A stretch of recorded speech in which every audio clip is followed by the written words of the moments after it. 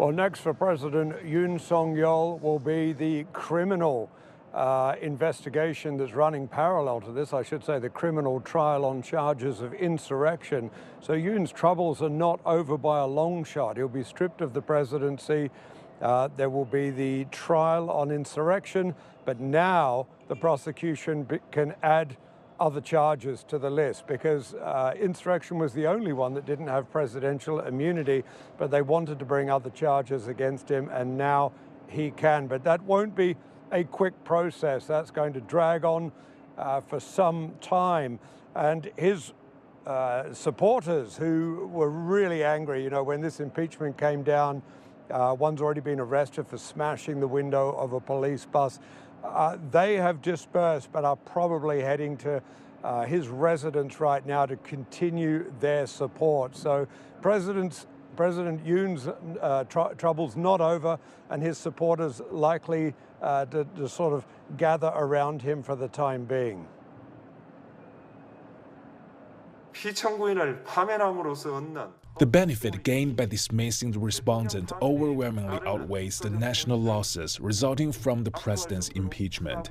Therefore, I issued a ruling with a unanimous opinion. Since this is an impeachment case, I will confirm the time of the verdict.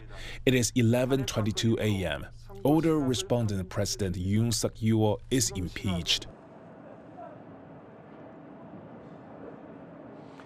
And so there we heard the final ruling, but it has to be said, even leading up to that ruling, both camps knew where it was going, the pro-Yoon and anti-Yoon.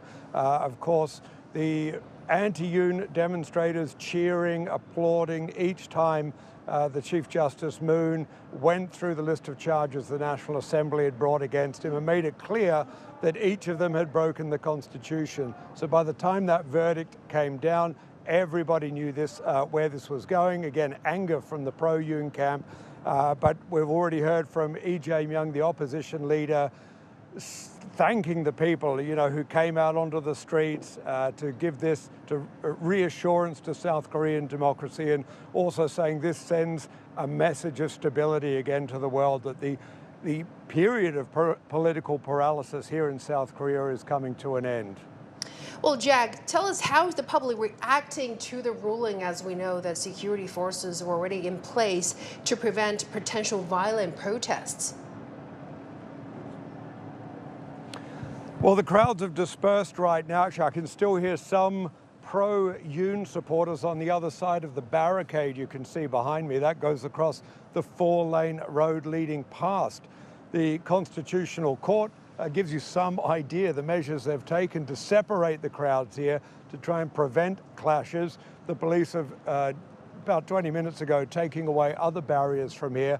I can still hear some of the Yoon protesters loudly demonstrating on the other side, but the anti-Yoon people have all now gone home in a celebratory mood, many of them in tears, hugging each other when the ruling was handed down, and we can expect those anti-Yoon demonstrations to go away now, even though the criminal trial is going along parallel. But the pro-Yoon demonstrations, they are likely to continue. We don't know where. It might be outside Yoon's residence, it might be outside the criminal court, but I think it's fair to say the momentum will not go out of that pro-Yoon camp. They've been very loyal throughout, and their demonstration sizes have even been larger than the anti-Yoon demonstrations. So even though the impeachment ruling has now been handed down, President Yoon has been impeached, we're likely to see street demonstrations for some time to come. And of course, the incredible level of security we've seen to go with them, including the 14,000 police who were deployed today as part of the efforts to prevent violence, part of 20,000 police deployed nationwide. Jack, with Yoon removed from office, we've got a snap election now that's going to be held for a successor within 60 days. Now, you've already mentioned the strength of feeling among the pro-Yoon supporters, so how does this fold out for Yoon's party? Do they campaign on a, elect us and we'll sort of quash his impeachment or let him off the hook for any jail sentences? Where does this go in the campaign? Do they cut their losses and come in with something new?